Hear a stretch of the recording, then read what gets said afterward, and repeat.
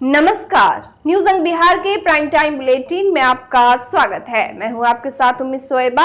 आइए करते हैं खबरों की शुरुआत। सबसे पहले नजर डालते हैं आज की हेडलाइंस पर। टीएमयू के छात्र दरबार से मायूस होकर लौटे 250 छात्र। डिग्री लेने के लिए सीनेट हॉल के बाहर लगी रही भीड़।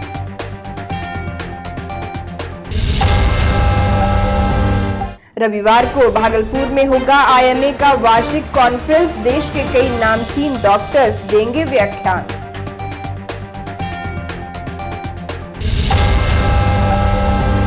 किसान का बेटा बना डीएसपी। बीपीएससी की परीक्षा में मिली सफलता।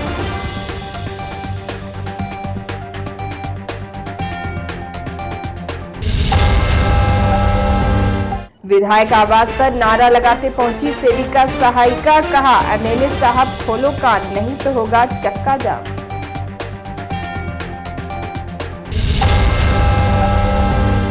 और शहर में नहीं थम रहा डेंगू का प्रकोप।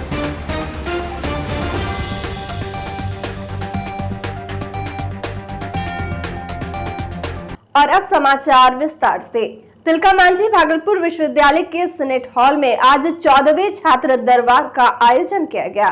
कुलपति प्रोफेसर जवाहरलाल के मुख्यालय से बाहर रहने के कारण प्रति कुलपति प्रोफेसर रमेश कुमार की अध्यक्षता में छात्र दरबार लगाया गया। 14वें छात्र दरबार में कुल 590 मामले आए, जिसमें से डिग्री सर्टिफिकेट के 504, पीजी रिजल्ट के 37, मार्कशीट के 3, माइग्रेशन के 2, यूजी पेंडिंग के 28, एडमिट कार्ड और उत्तर पुस्तिका से संबंधित 8 मामले शामिल थे।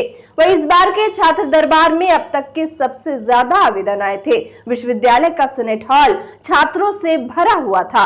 छात्र दरबार का संचालन परीक्षा नियंत्रक डॉक्टर आनंद कुमार झा कर रहे थे। उन्होंने कहा कि इस बार कुल 590 आवेदन प्राप्त हुए, जिसमें 504 डिग्री के ही आवेदन थे। बताया गया कि 250 छात्र छात्राओं की ही डिग्री बनी। शेष बचे छात्रों को अगले दरबार में डिग्री दिया जाएगा। इस दौरान परीक्षा नियंत्रक ने जिन छात्रों की डिग्री बनकर तैयार थी, उनका नाम मंच से पुकारा। वहीं जिन छात्रों का नाम नहीं पुकारा गया, वे मायूस होकर सीनेट हॉल से बाहर चले गए। हालांकि सुबह 10 बजे से ही विश्वविद्यालय कैंपस में छात्र छात्राओं की भीड़ डिग्री और प्रमाण पत्र लेने के लिए लगी थी। करीब 11:30 बजे छात्रों को हॉल में प्रवेश कराया गया। इसके बाद प्रति कुलपति प्रोफेसर रमेश कुमार ने छात्रों को डिग्री प्रदान की। डिग्री के अलावा कई अन्य छात्रों को अंक पत्र और प्रोविजनल प्रमाण पत्र भी दिए गए। इसमें कई छात्र ऐसे थे जिन्होंने कई महीने पहले आवेदन किया था, लेकिन उन्हें प्रमाण पत्र नहीं मिला था। वही छात्र दरबार में आवेदन के बाद उन्हें सर्टिफिकेट मिल गया। इसके पूर्व छात्रों की भारी भीड़ को देखते हुए विश्वविद्यालय प्रशासन को हॉल में अलग से कुर्सियां भी लगानी पड़ी, लेकिन भीड़ ऐसी थी कि हर कोई अपना प्रमाण पत्र पहले लेने की होड़ में थे। इस दौरान विश्वविद्यालय थाना के एसएचओ समेत कई अधिकारी और पुलिसकर्मी छात्रों को कतार में रहने की हिदायत देते नजर आए। ऐसे में सवाल ये उठता है कि जिस छात्र दरबार के कारण टीएमयू के कुलपति प्रोफेसर जवाहरलाल की प्रशंसा राजभवन तक हो रही है, उस छात्र दरबार में आवेदन करने वाले 50% छात्रों को समय पर डिग्री क्यों नहीं मिल पा रही है। हालांकि इसके पीछे का कारण मैन पावर की कमी बताई जा रही है। एक अधिकारी ने नाम उजागर नहीं करने की शर्त पर बताया कि 4 कर्मी को कुलपति ने प्रतिदिन 50 डिग्री बनाने का निर्देश दिया है। अगर ये चारों कर्मी प्रतिदिन 50 डिग्री भी बनाए तो एक दिन में 200 डिग्रियां बनकर तैयार हो जाएंगी। इस तरह 6 कार्य दिवस में 1200 डिग्रियां बन सकती है। लेकिन छात्र दरबार का हाल यह है कि 500 आवेदन प्राप्त होने पर संबंधित अधिकारी से लेकर कर्मचारी तक के पसीने छूटने लगते हैं। वही छात्र दरबार में कुलपति के नहीं रहने पर न ही ससमय छात्र छात्राओं को सीनेट हॉल में प्रवेश कराया गया, बल्कि अव्यवस्था की तस्वीर भी बार-बार कैमरे में कैद हुई। जबकि जिन छात्रों को डिग्री नहीं मिली वे मायूस होकर लौट गए। इधर प्रति कुलपति प्रोफेसर रमेश कुमार ने बताया कि छात्र ऑनलाइन भी डिग्री के लिए आवेदन कर सकते हैं। मौके पर proctor professor SD Jha, Lokpal professor Yogendra, परीक्षा नियंत्रक doctor Anand Kumar Jha, college inspector doctor Sanjay Kumar Jha, professor Shrimant Mukhopadhyay, PRO doctor Deepak Kumar Dinkar सहित कई अधिकारी और कर्मी उपस्थित थे। सारे भीड़ को रहते हुए भी हम लोग बहुत ही शांतिपूर्ण ढंग से आप लोग देख रहे हैं कि सब हम डिग्री का बंटवारा कर रहे हैं और हम लोग आज 400 डिग्री बांटने जा रहे हैं, उसमें से लगभग 100 तो बांट भी दिए। हाँ, हुआ है क्या कि करीब 600 एप्लीकेशन आ गया है, तो आ गया है तो सब डिग्री बन नहीं पाई है। यहाँ भी तो आदमी ही नहीं बनाएगा, मशीन तो बनाएगा नहीं, तो उन लोगों को अगले दरबार में हम लोग निश्चित दे देंगे उन लोगों के लिए। अरे वो सिर्फ आज सैटरडे नहीं मिला, अगले सैटरडे को हम दे देंगे, निश्चिंत रहें वो लोग। आईएमए भागलपुर का वार्षिक सम्मेलन रविवार को आयोजित होगा। ये जानकारी आज प्रेस वार्ता के दौरान आईएमए भागलपुर के अध्यक्ष डॉक्टर मणिभूषण ने दी।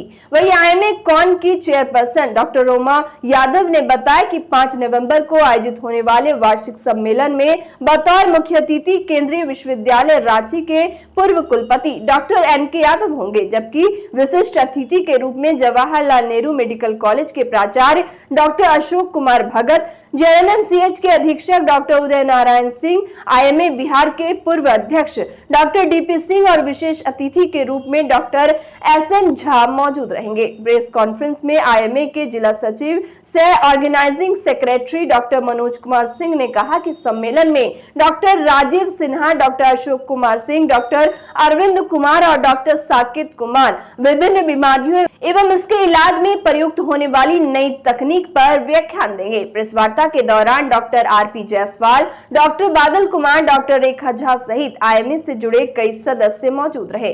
कल 5 नवंबर को हमारा वार्षिक अधिवेशन होने वाला है, जिसके 2 खंड हैं। एक खंड में वैज्ञानिक सत्र का संचालन होगा, जिसमें इस देश के नामचीन चिकित्सक अपने अपने विधा में संबोधित करेंगे, और दूसरे सत्र में जो वार्षिक अधिवेशन है उसका उद्घाटन और अनेक पहलू पर विचार किया जाएगा। इसी संदर्भ में मैं आमंत्रित किया हूं सब आप बंधुओं को। विस्तार में इसके बारे में बताएंगे हमारे chairperson organising doctor Roma Yadav ji. IMA का वार्षिक अधिवेशन हर साल हुआ करता है और हर साल की भांति हम लोग इसे बहुत ही अच्छे तरीके से मनाते हैं, ताकि कि हम अपने पूरे साल के कार्यक्रम के बारे में आपको जानकारी दे सकें। इस कार्यक्रम का 2 भाग है। पहला, जो जैसा कि हमारे अध्यक्ष महोदय ने बताया कि वैज्ञानिक सत्र है, और इसमें 4 एकदम नेशनल और इंटरनेशनल लेवल के फैकल्टीज़ हमारे साथ मौजूद रहेंगे। डॉक्टर राजीव सिन्हा हड्डी रोग विशेषज्ञ, डॉक्टर साकेत सर्जरी में आ रहे हैं, डॉक्टर अरविंद कुमार हैं पटना से, वो मेडिसिन में आ रहे हैं, लेकिन वो कैंसर स्पेशलिस्ट हैं और ऑन्कोलॉजी के बारे में वो हमें नई जानकारी देंगे। चौथे नंबर पर हमारे भागलपुर के ही प्रसिद्ध स्त्री रोग विशेषज्ञ डॉक्टर अशोक कुमार सिंह हैं, जो IVF स्पेशलिस्ट हैं। तो 4 अच्छे वैज्ञानिक सत्र का आयोजन किया जा रहा है, ताकि उसके माध्यम से हम अपने आईएमए मेंबर को अच्छी जानकारी, वैज्ञानिक जानकारी, नई तकनीक की जानकारी दे सकें। उसके बाद हमारा जो है ये समारोह जो इनॉग्रेशन शुरू होगा, और उसमें हमारे जो चीफ गेस्ट है वो सेंट्रल यूनिवर्सिटी झारखंड रांची के भूतपूर्व वाइस चांसलर हैं डॉक्टर NK यादव इंदू जी। उसके बाद हमारे 3 गेस्ट ऑफ ऑनर हैं, हमारे प्रिंसिपल डॉक्टर अशोक कुमार भगत, हमारे सुपरिटेंडेंट डॉक्टर उदय नारायण सिंह, और हमारे बिहार के भूतपूर्व अध्यक्ष आईएमए के professor doctor DP Singh sir. साथ ही हमारे स्पेशल गेस्ट हमारे आईएमए भागलपुर के जो वरिष्ठतम सदस्य हैं, जो हमारे गार्जियन तुल्य हैं, रोज़ हमें आशीर्वाद देते हैं, professor doctor SN Jha sir. IMA Bhagalpur हमेशा से पिछले अपने इंसेप्शन के समय से ही हमेशा साइंटिफिक प्रोग्राम को बहुत ही अच्छे ढंग से और बहुत ही अच्छे स्तर के साइंटिफिक प्रोग्राम का ऑर्गेनाइजेशन करता आया है। उसी परंपरा को और भी आगे बढ़ाते हुए इस बार 5 तारीख यानी कल रविवार के दिन 3:30 बजे से हमारा यह वार्षिक कंटिन्यू मेडिकल एजुकेशन प्रोग्राम का सत्र होगा, जिसमें हमारे 4 स्पीकर हैं, जैसा कि मैडम ने आपको बताया। और साइंटिफिक के अलावे जो है वो हमारा कुछ और भी प्रोग्राम है, वो वह होते आया है, इस बार भी होना है। सबसे इम्पोर्टेंट बात जो हम लोगों का होता है मेडिकल एसोसिएशन IMA भागलपुर का, वह मुख्य फोकस होता है साइंटिफिक सेशन पर। और इस बार साइंटिफिक सेशन के लिए 4 नेशनल और स्टेट लेवल के स्पीकर्स जो है हमारे उपस्थित होंगे, जो हमारे ज्ञानवर्धन के लिए ही बहुत ही महत्वपूर्ण जानकारी हमें उपलब्ध कराएंगे। कहते हैं हौसले अगर बुलंद हो तो मंजिल दूर नहीं होती। ऐसा ही कुछ कर दिखाया है भागलपुर के पिरपैती निवासी एक किसान के बेटे ने। पिरपैती प्रखंड के टोपरा टोला निवासी अजीत तिवारी के पुत्र अभिनव कुमार ने BPSC परीक्षा में सफलता हासिल कर अपने गांव सहित जिले का नाम रोशन किया है। अभिनव कुमार ने 53वां रैंक हासिल कर DSP का पद प्राप्त किया। उन्होंने अपनी प्रारंभिक शिक्षा बलदेव तिवारी मध्य विद्यालय से पूरी की थी। अभिनव बताते हैं कि उन्होंने YouTube के माध्यम से और सेल्फ स्टडी कर ये सफलता प्राप्त की है। उन्होंने अपनी सफलता का श्रेय अपने माता पिता और चाचा चाची को दिया, जिन्होंने हमेशा उनकी मदद की और हौसला बढ़ाया। अभिनव के पिता एक किसान हैं। वही टोपरा टोला विद्यालय के प्रधानाचार्य ने बताया कि अभिनव बच्चे से ही काफी कर्मठ, मेहनती और लगनशील थे। इधर अभिनव के सफल होने पर विधायक पवन यादव, मुखिया उत्तम शाह सहित कई लोग उन्हें बधाई देने पहुंचे। उनकी सफलता से न सिर्फ पूरा परिवार बल्कि पूरा गांव बेहद खुश है। अभी 67वीं BPSC में मेरा 53वां रैंक है और मैं बिहार पुलिस सर्विस के लिए चयनित हुआ हूँ। तैयारी तो हम जैसे सेल्फ स्टडी ही किए हैं अधिक। लॉकडाउन में यहीं रहते थे, तैयारी करते थे। फिर उसके बाद लॉकडाउन हटने के बाद एक साल के लिए चले गए पटना, वहीं सेल्फ स्टडी बाय यूट्यूब ही किए। ऐसा नहीं है, आप कहीं भी तैयारी कर सकते हैं। आपके अंदर होना चाहिए कि हम करेंगे, हमको यही करना है, तो कर ही सकते हैं आप। ऐसा थोड़े है कि नहीं हो पाता है। कंटेंट अच्छा लगता था तो उन्हीं का लिया करते थे। और विकास देव कीर्ति का हिंदी साहित्य था, ऑप्शनल मेरा वही था, तो हिंदी साहित्य। आज सफलता का श्रेय अपने फैमिली में किनको देने जा रहे हैं? तो पिताजी लोग हैं। ऐसा क्या आपके साथ गाइडलाइन रहते थे पिताजी का? जी, हर हमेशा मोटिवेट करते रहते थे कि करो, तुम नहीं करोगे तो कौन करेगा, तुम करोगे तो परिवार में सबसे बड़े हो तो सबके लिए कुछ मार्गदर्शन होगा। भागलपुर के सुल्तानगंज में आंगनवाड़ी सेविका एवं सहायिका ने अपनी 5 सूत्री मांग को लेकर सुल्तानगंज के कृष्णानंद स्टेडियम से पैदल चलकर नारेबाजी करते हुए स्थानीय विधायक ललित नारायण मंडल के आवास पर पहुंची और मांग पत्र का ज्ञापन विधायक के मीडिया प्रभारी को सौंपा। इस दौरान सेविका एवं सहायिका संघ की जिलाध्यक्ष सुभद्रा कुमारी, संघ की प्रखंड अध्यक्ष सुधा देवी एवं उपाध्यक्ष सुनीता देवी ने बताया कि उन लोगों की मुख्य मांगे हैं सरकार उनकी वेतन में बढ़ोतरी कर 25,000 रुपए सेविका और 18,000 रुपए सहायिका को दे, साथ ही सरकारी नौकरी का दर्जा मिले। उन लोगों ने कहा कि अगर सरकार उनकी मांग को पूरी नहीं करती है तो 18 नवंबर को वह लोग विधानसभा का घेराव करेंगी। इस दौरान सेविका एवं सहायिका रीना कुमारी, नीलम कुमारी, मंजिता कुमारी, नजमी बानू समेत काफी संख्या में सेविका एवं सहायिका मौजूद थी। आज 4 तारीख का जो हम लोग लेटर दिए हैं बिहार सरकार को कि हम लोग का 4 तारीख को अगर नहीं सुनवाई होगा तो घेरा डालो। विधायक जी के घर पे हम लोग आए हैं, अभी विधायक जी नहीं हैं, लेकिन हम लोग का लेटर यहाँ लिया गया। आश्वासन मिला है कि विधायक जी तक ये लेटर पहुँचाया जाएगा। तो हम लोग का प्रोग्राम है अब 8 तारीख को हम लोग विधानसभा का घेराव करेंगे और हम लोग को न्याय चाहिए। हम महिलाएं हैं, हमारा वर्क आप देख रहे हैं, ऑनलाइन भी हम लोग हर समय वर्क करते हैं और सभी को अगर सरकार सब कुछ दे ही रहे हैं तो हम लोगों के लिए इतना क्यों सौतेला व्यवहार क्यों? क्योंकि हम लोग महिलाएं हैं या गरीब के बच्चे को पढ़ाते हैं, इसलिए हम लोग के साथ ऐसा व्यवहार किया जा रहा है। जनता कौन है? 5 उद्देश्य जो सरकार बाल विकास परियोजना का वो कौन पूरा करता है? वो 5 उद्देश्य हम निवेदन करती हूँ सारे विधायक महोदय से कि वो 5 उद्देश्य पढ़े और वो जाने कि उस पर खरी कौन उतरी है। आज गर्भवती मृत्यु दर में कमी आई है, शिशु मृत्यु दर में कमी आई है, हर टीकाकरण जो हुआ है नियमित ढंग से हुआ है, वो किसके कारण हुआ है? सारा रिपोर्ट विभाग को किसके द्वारा दिया जाता है? तो ये बात हम सभी रिपोर्टर भाइयों से भी कहेंगे और सारे हम अपने विधायकगण, हम नेतागण से भी निवेदन करती हूँ कि हमें उग्र मत बनाएं। हम लोग एक नारी हैं और हम सभ्यता से अपने समाज में चलते हैं, चलाते हैं। हमें उग्र बना के आप रोड पे मत उतारिए, हमें उग्र मत बनाइए। अगर उग्र हम लोग हो गए तो समझिए क्या हो जाएगा। और वक्त हो चला एक छोटे से ब्रेक का, मिलते हैं ब्रेक के बाद। बच्चा जब जन्म लेता है तो कई बार बच्चा तुरंत नहीं रोता है, रोने में देर हो जाता है। ऐसे में बच्चा क्षतिग्रस्त हो जाता है और उसके बचने की संभावना कम हो जाती है। और यदि बचा तो भविष्य में उसमें विकलांगता की समस्या आती है, जिसे सीपी कहते हैं, जिसका कोई माकूल इलाज नहीं है और ज़िंदगी भर बच्चा विकलांगता से जूझ सकता है। ऐसे में पूरे संसार में कूलिंग थेरेपी का सहारा लिया जाता है। जन्म से ठीक 6 घंटा के अंदर यदि उसको कूलिंग थेरेपी दिया जाए तो उससे उसका सीपी की समस्या कम होती है और बचने की भी संभावना बढ़ती है। पहली बार बिहार झारखंड में आपके शहर के स्नेह नवजात शिशु बाल सेवा केंद्र में यह मशीन उपलब्ध है। कभी भी ऐसी बात हो कि बच्चा रोने में विलम्ब हो गया तो आप स्नेह नवजात शिशु बाल सेवा केंद्र में जरूर संपर्क करें।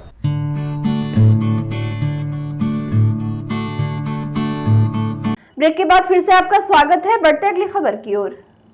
बरसात के मौसम के खत्म होने के इतने दिनों बाद भी डेंगू का खतरा थमने का नाम नहीं ले रहा है। हमने देखा था कि पिछले कुछ महीने में डेंगू संक्रमण काफी तेजी से फैल रहा था, वहीं अब तक इस पर लगाम नहीं लगा है। भागलपुर के मायगंज अस्पताल और सदर अस्पताल में अब काफी संख्या में मरीज भर्ती हो रहे हैं। बताया गया कि बीते 3 नवंबर को मायगंज अस्पताल में 31 डेंगू के संदिग्ध मरीजों को भर्ती कराया गया, जबकि 35 मरीज ठीक होकर घर वापस गए। डेंगू के इलाज में लगे डॉक्टर का कहना था कि नवंबर के शुरू होने तक ये बीमारी समाप्त हो जाएगी, लेकिन अब तक डेंगू संक्रमित मरीज मिलना चिंता का विषय है। भागलपुर शहर में पहली बार आयकर विभाग द्वारा 3 दिवसीय आयकर जागरूकता मेला कार्यक्रम का आयोजन होने वाला है। यह कार्यक्रम सैंडस कंपाउंड मैदान में 24 नवंबर से 26 नवंबर तक होगा। कार्यक्रम में आयकर हब के संदर्भ में एक प्रेस वार्ता का आयोजन किया गया, जिसमें आयकर विभाग के प्रधान आयकर आयोग से निखिल चौधरी ने बताया कि यह कार्यक्रम टैक्स के तहत लोगों को जागरूक करने के लिए किया जा रहा है।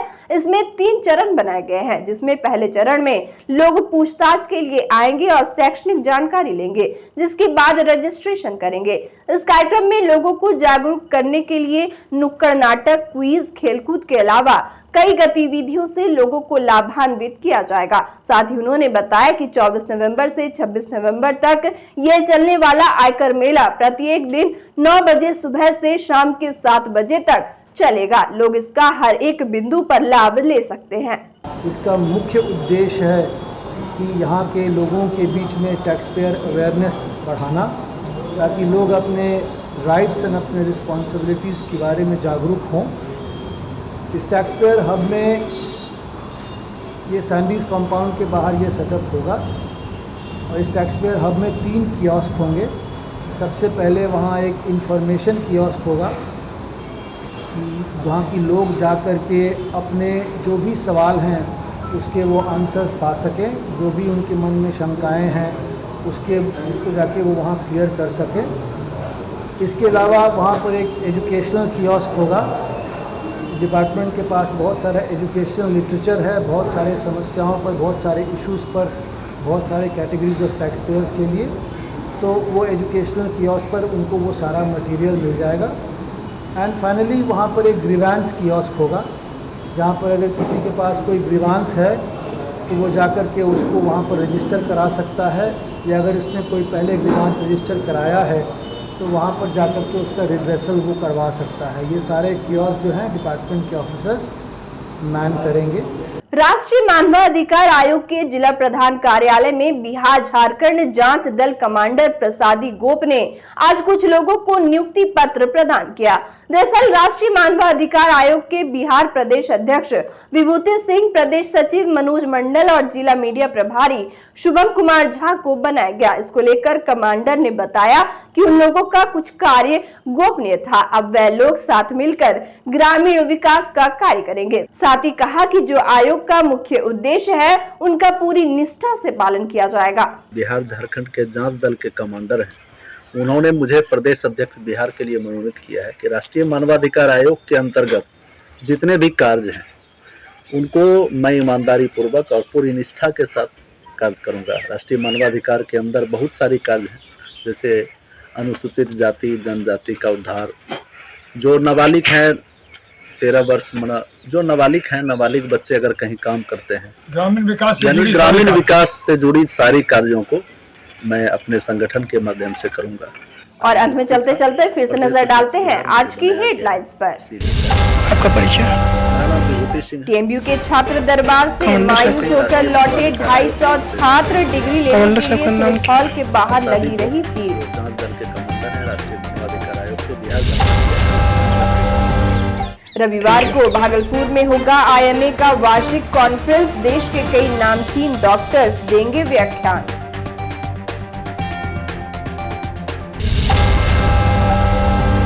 किसान का बेटा बना डीएसपी, बीपीएससी की परीक्षा में मिली सफलता।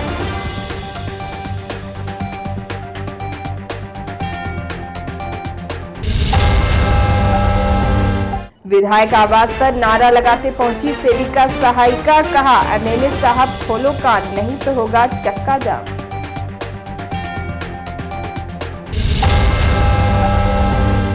और शहर में नहीं थम रहा डेंगू का प्रकोप।